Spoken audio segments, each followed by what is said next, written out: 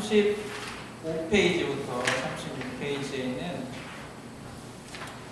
우리 부서의 지금까지 지난주까지 이제 부서의 그 상황들, 발달적 상황들까지 함께 토론 과정을 해보셨죠. 그래서 집에서 제가 밴드에다가 그 발달 상황에 대해서 그 참고하실 수 있을 만한 자료들을 올려놨는데 집에 가셔서 보셨나요? 그래요? 네, 보신 분들 한번 손 들어보세요. 네, 감사합니다. 네, 보시는 분들이 그래도 있군요. 그래서 이게 끝나더라도 여러분 그 파일들을 이제 다운 받으셔서 그 우리 지금 시대, 우리 지금 아이들의 비슷한 또래 아이들, 그 시대의 발달 수준에서 아이들은 무슨 생각을 하고 어떻게 그런 이제 생활을 하는지, 그 특히 이제 발달적인 상황 그리고 사회적 구조 안에서 그들은 누구인가에 대한 부분들이 그래도 자세히 잘 나와 있습니다. 그래서 영상들을 꼭 한 번씩 보시고요. 여러분이 이제 오늘까지 해오신 것들을 토대로 해서 이제 우리 부서의 성품 교육 목적을 한번 이제 정리해보는 시간을 갖도록 하겠습니다. 그래서 이제 남은 시간 35페이지에 있는 내용을 같이 토론하시면 되고요.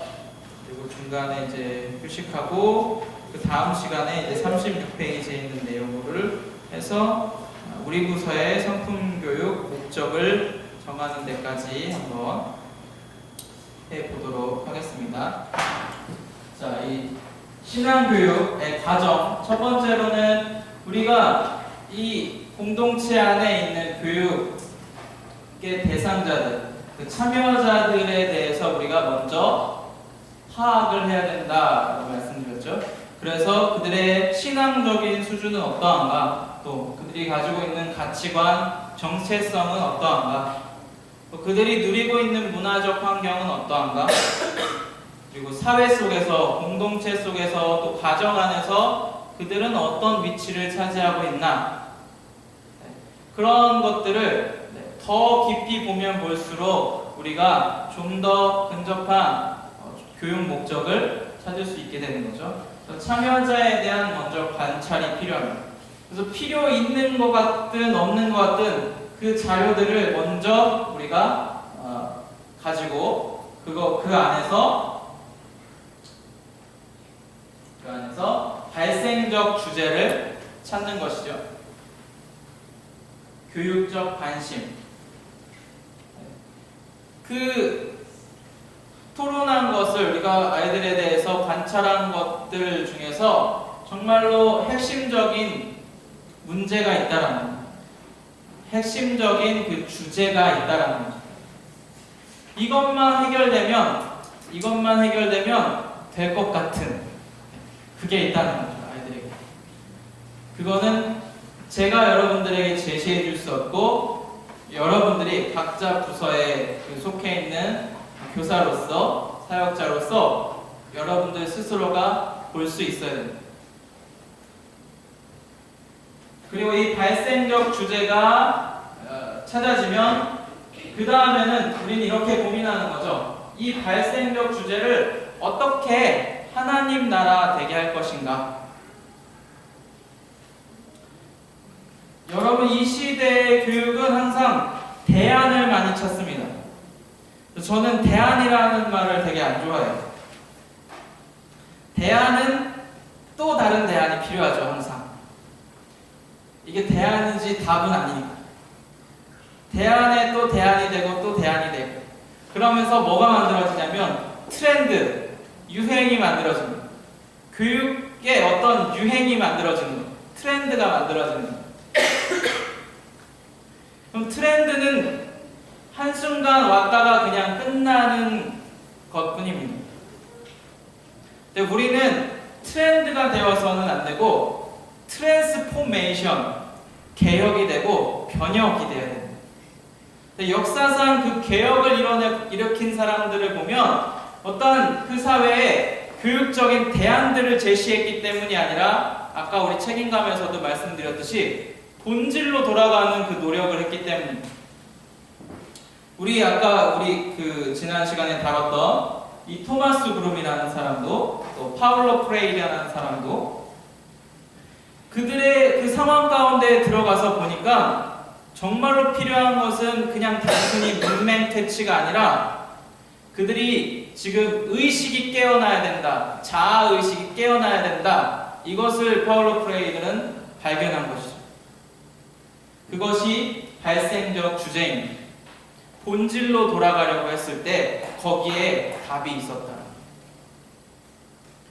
또 종교개혁자들은 공교육이라는 것을 만들어내죠. 그들이 개혁할 수 있었던 것은 이 시대를 내가 개혁해봐야 되겠어 라는 그런 포부와 비전을 갖고 거기에 자기 삶을 올인하는 것이 아닙니다. 결코 이 지금 시대의 상황이 이런데 사람들의 수준은 이렇고 사람들의 지금 상태는 이런데 하나님께서는 그들을 뭐라고 부르시나? 하나님께서 그들을 바라보시는 그 비전은 뭔가? 어디로 돌아갔을까요? 어디로 돌아갔을까? 어디 전문 교육 서적을 찾아봤을까요? 그들이? 어디로 갔어요, 여러분? 성경으로 돌아갔죠. 본질적인 가르침이 있는, 본질적인 인간론이 있는 성경으로 돌아갔던 것이죠. 그랬을 때 거기에 영원한 그리고 완전한 답이 거기에 있었던 겁니다. 사도들도 마찬가지죠. 사도들의 그 각 신앙 공동체마다 겪고 있었던 그 아픔. 로마에 있는 교회들은 그 로마의 그 압제 속에서 숨어서 예배를 드려야 됐던 그런 상황들. 이단들이 막 그 교회 안에 이단적인 사단들이 침투해 들어왔던 그러한 교회들도 있어요. 유대인계 그 그리스도인들과 이방인들 그리스도인들이 서로 이렇게 다툼하고 경쟁하고 있었던 그런 교회들도 있었습니다. 이 사도들은 그 각 교회마다 필요한 복음을 그들에게 제시해서 그들이 지금 갖고 있는 아픔들을 하나님의 나라로 바꿨다라는 거예요. 여러분 야고보서 말씀해 보면 지혜에 대해서 나오는데 그 당시에 지혜자들, 그 유대인들이 갖고 있었던 그 인재상은 지혜자라고 말씀드렸죠. 그래서 그 지혜는 누가 갖고 있다라고 생각했냐면 그 당시에 유대인 교사들, 바리새인들, 서기관들, 율법 교사들, 랍비들 그런 사람들을 지혜자라고 불렀어요. 야고보가 얘기하죠. 누가 지혜 있는 자냐? 지혜 있는 자는 믿음이 있고 그거에 따라서 믿음을 실천할 수 있는 자가 지혜자예요. 위로부터 내려온 지혜는 바로 그러한 것입니다.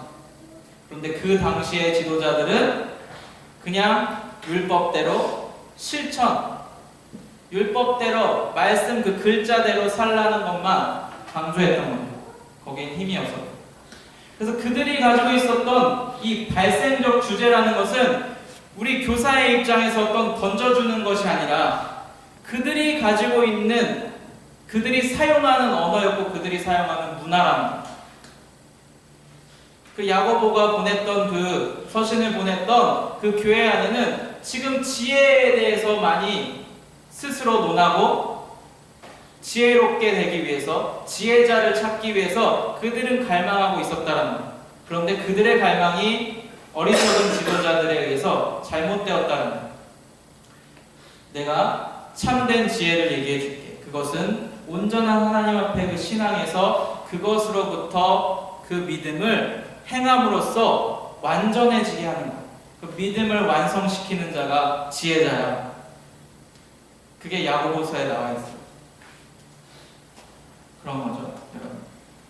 하늘샘 교회가 6.25 때나 그런 일제시대 때나 이런 그 민족의 위기 때마다 그 어려운 이 천안 지역의 사람들을 위해서 우리를 헌신하고 교회 공간을 내주고 그들을 이 고아원을 세우고 교육받지 못한 아이들을 가르치고 그럴 때에는 힘이 있었다라는 거죠. 그게 진정한 개혁이 될 수 있다는 거죠. 대안을 제시하는 것이 아니라 우리가 본질로 돌아가려는 노력을 할 때 거기서 그 고통을 우리가 감내할 때 그때 진정 우리는 하나님의 나라라는 개념을 이해할 수 있게 되는 거죠. 그래서 그들이 가진 발생적인 주제를 우리가 어떻게 하나님의 나라라는 언어로 바꿔줄 수 있겠느냐, 그게 바로 교육 목적이 되는 거예요. 그리고 그 교육 목적만 우리가 분명하게 설정할 수 있으면 교재와 방법은 우리 그냥 가져올 수 있는 거예요. 교재는 뭐라고 했죠? 삶이라고 말씀드렸죠? 방법은, 이 교재와 방법은 우리는 이미 가지고 있습니다. 성품이라고. 성품을 어떻게 살아내느냐, 그 삶. 그것이 바로 우리 하늘샘교회가 가진 교재와 방법이에요. 자, 이 과정들을 유념하시면서 이제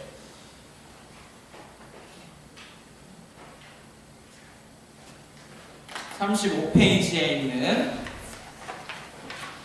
이 내용들을 부서별로 좀 흩어지셔서 함께 나눠보시는 시간. 지금까지 했던 내용들을 이제 정리하시면 될 것 같아요. 네.